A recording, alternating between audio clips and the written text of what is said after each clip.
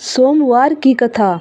एक दिन महादेव जी कैलाश पर्वत पर जा रहे थे। पार्वती जी ने कहा, हे भगवान, मैं भी चलूंगी। महादेव जी ने कहा, नहीं पार्वती, तुम थक जाओगी, तुम्हें भूख प्यास लगेगी। पार्वती जी जिद करके उनके साथ हो ली। रास्ते में पार्वती जी को भूख लगी।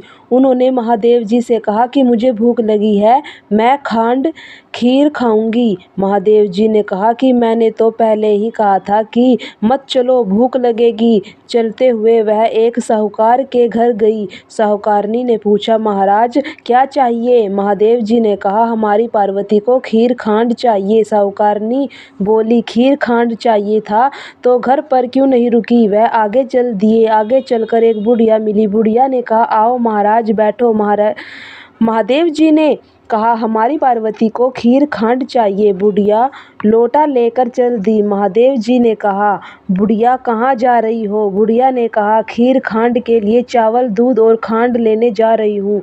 महादेव जी ने कहा, घर में देख। बुढ़िया ने देखा तो घर में दूध के टोकने भरे हैं, चावल की परात भरी है, खांड की बोरी पड़ी हुई है। बुढ़िया ने टोकना भरकर खीर बना ली और महादेव जी और पार्वती जी को जिमा दिया। बुढ़िया ने फिर कहा, अब इसका क्या करूं?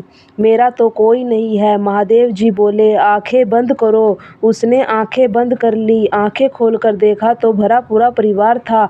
बुढ़िया ने फिर कहा, इन्हें कहाँ रखूं? महादेव जी ने लात मारी तो झोपड़ी महल में बदल गई। वह बुढ़िया खीर भर भर कर सबको बांटने लगी। साहूकारनी ने कहा, बुढ़िया तेरे पास खीर कहाँ से आई? बुढ़िया ने कहा, मेरे घर महादेव जी और पार्वती जी आए थे।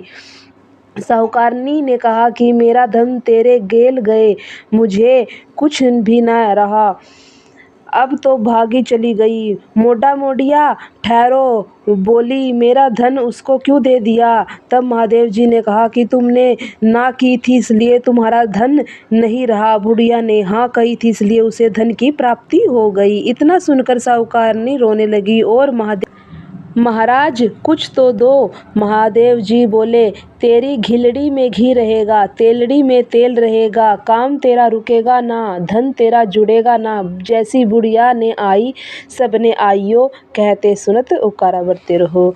हर हर महादेव।